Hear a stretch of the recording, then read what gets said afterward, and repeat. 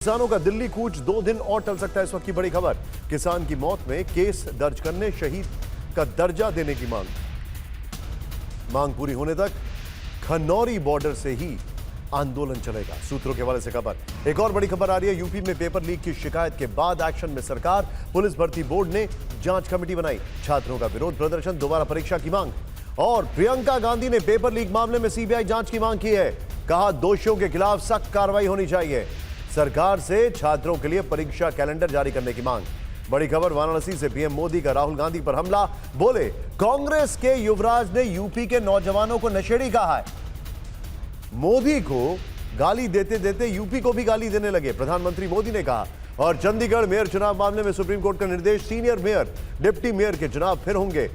Supreme court ने आप उम्मीदवार को मेयर घोषित किया था। और 4 राज्यों में कांग्रेस और आम आदमी पार्टी का गठबंधन फाइनल हो चुका है। दिल्ली, गुजरात, चंडीगढ़, गोवा और हरियाणा में 7 चुनाव लड़ेंगे। सूत्रों के हवाले से खबर, गठबंधन पर मोहर लगने का जल्द ऐलान करेंगी दोनों पार्टियां। बंगाल के संदेशखाली में एनएचआरसी की टीम का दौरा, पीड़ित महिलाओं से घर घर जाकर मुलाकात की। बीजेपी की महिला मोर्चा को संदेशखाली जाने से रोका गया। और उत्तराखंड में कांग्रेस नेता हरक सिंह रावत को ईडी का समन। सूत्रों के हवाले से खबर, ईडी ने हरक सिंह रावत को 29 फरवरी को पूछताछ के लिए बुलाया। हरक सिंह रावत की बहू को भी ईडी ने समन जारी किया है। सूत्रों के हवाले से खबर, वन विभाग की जमीन पर अवैध कब्जा और पेड़ काटने का मामला है। यूक्रेन वॉर जोन में फंसे भारतीयों पर टीवी9 की खबर का असर हुआ है। विदेश मंत्रालय ने बयान जारी कर भरोसा दिया है। रूसी अधिकारियों के साथ मुद्दे को उठाया है।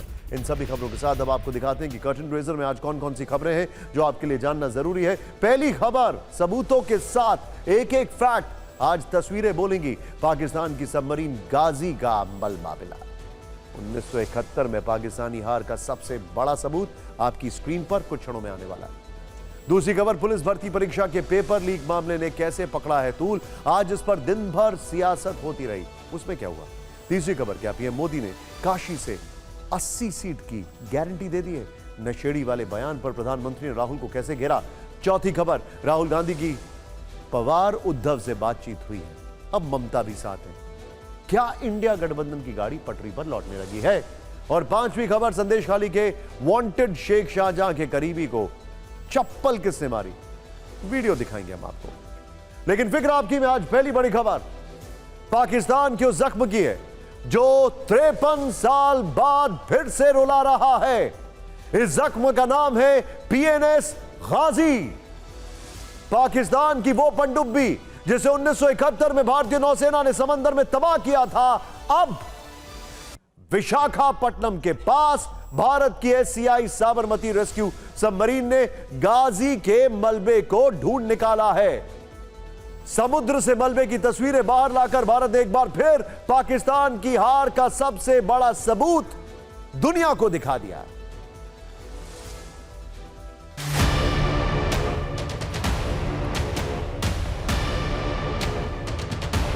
टीवी9 भारतवर्ष के पास समंदर से मिली गाजी सबमरीन के मलबे की एक्सक्लूसिव तस्वीरें हैं। ये तस्वीरें विशाखापट्टनम में समंदर के नीचे से ली गई हैं। भारतीय नेवी ने एससीआई साबरमती के deep submarine rescue vehicle DSRV की मदद से तस्वीरें हासिल की हैं। सामने ये जो इमेज देख रहे हैं, ये पीएनएस गाजी जो कि पाकिस्तान की सबमरीन थी, उसका ही ये एक जो टूटे हुए टुकड़े हैं। हम आपको वो डिवाइस भी दिखाते हैं जिसके जरिए गाजी के मलबे को ट्रेस करके तस्वीरें ली गई। ये भारतीय नौसेना का एडवांस्ड सोनार सिस्टम है जो समुद्र के भीतर सबमरीन को लोकेट करने, रेस्क्यू करने में काम आता है। इसी डिवाइस को डीएसआरवी में फिट कर समुद्र की गहराई में डाला गया, तब जाकर गाजी के मलबे की तस्वीर दुनिया के सामने आई। स्कैन सोनार ये सिस्टम दिया गया है खास तौर से। आप देखिए ये साइड स्कैन सोनार सिस्टम कैसे अगर डूबी हुई सबमरीन या कोई ऐसी सबमरीन जो कि ऑपरेशन के दौरान किसी भी वजह से सी के बीचों बीच फंस गई है, उसको बचाने का काम कैसे करती है। गाजी का मलबा मिलना सामरिक दृष्टि से भारत के लिए क्यों अहम है, रक्षा विशेषज्ञों ने इस पर अपनी राय दी है। मलबे का मिलना इंडिया के लिए इंपॉर्टेंट इसलिए है कि we are able to prove a point कि यस, इसको हमने मार गिराया था। गाजी को 1971 में उस वक्त तबाह किया गया था जब वो बंगाल की खाड़ी में भारतीय नौसेना के विमान वाहक पोत आईएनएस विक्रांत को तबाह करने के लिए मिशन पर था। कितने गाजी आए, कितने गाजी गए। Lieutenant general KJS tiny Dhillon की किताब का यह टाइटल पाकिस्तान को रह रहकर दर्द देता है। इसका कारण है सबमरीन गाजी की ताकत। गाजी तत्कालीन समय में पाकिस्तान की सबसे शक्तिशाली सबमरीन होने के बावजूद अपने मिशन में नाकाम रही। PNS गाजी पाकिस्तानी नौसेना की प्रमुख पनडुब्बी थी। गाजी सबमरीन को पाकिस्तान ने US से लीज पर लिया था। गाजी दुश्मन इलाके में लक्ष्य को तबाह करने की ताकत से लैस थी। गाजी करीब 75 दिन तक पानी के भीतर रह सकती थी। सबमरीन में 20,000 किलोमीटर सफर का तय करने की क्षमता थी। गाजी बड़ी पनडुब्बी थी और दूर से ही देखी जा सकती थी। INS विक्रांत को तबाह करने में सफल होती तो बड़ा नुकसान होता। शायद आज के युवा गाजी की कहानी के बारे में नहीं जानते होंगे। कैसे भारत के INS विक्रांत को तबाह करने आई गाजी सबमरीन खुद शिकार हो गई। भारतीय नौसेना ने वो कौन सा ट्रैप लगाया जिसमें पाकिस्तानी नौसैनिक फंस गए। इसके बाद 3 से 4 दिसंबर 1971 की आधी रात वो हुआ जिसके दर्द से पाकिस्तान आज तक नहीं उभर पाया है। जय हिंद। आपसे मैं एक खतरे के समय बोल रही हूं। कुछ ही घंटे पहले करीब 5:30 बजे शाम के 3 दिसंबर को पाकिस्तान ने हमारे ऊपर एक हमला किया।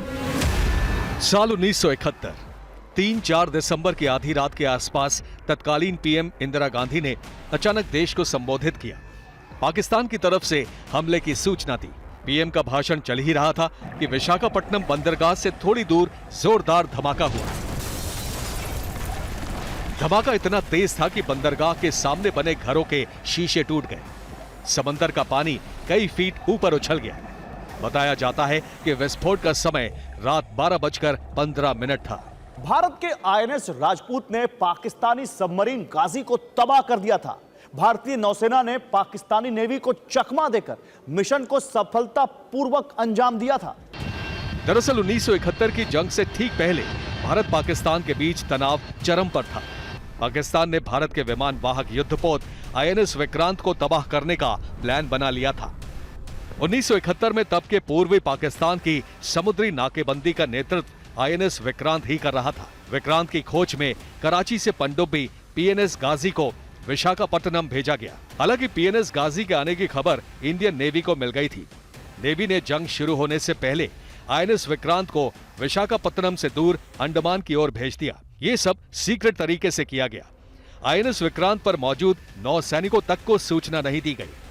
ये बिल्कुल एक पुरान काल से सिस्टम चला आ रहा है लड़ाई में कि आप दुश्मन को ऑब्जर्व करते हैं और उस ऑब्जर्व करते दौरान आप ये प्रिटेंड करते हैं कि हम आपको ऑब्जर्व नहीं कर रहे, हम किसी और दिशा में देख रहे हैं, आपकी दिशा में देख ही नहीं रहे और आपको चलने दे रहे हैं। आपको ल्योर किया जाता है जिससे कि आप जिस मकसद से आए हैं वो किसी तरह से डिस्क्लोज हो जाए। यहाँ भारतीय नौसेना ने पाकिस्तानी नेवी को चकमा दिया और ट्रैप में फंसा लिया। INS विक्रांत की जगह डिस्ट्रॉयर शिप INS राजपूत को विशाखापट्टनम में तैनात कर दिया गया। अब पाकिस्तानी नेवी के जवान INS राजपूत को INS विक्रांत समझ रहे थे। वो हमले के लिए सही वक्त का इंतजार कर रहे थे।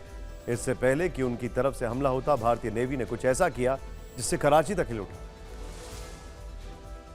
भारतीय नौसेना ने INS विक्रांत की जगह डिस्ट्रॉयर शिप INS राजपूत को विशाखापट्टनम में तैनात कर दिया।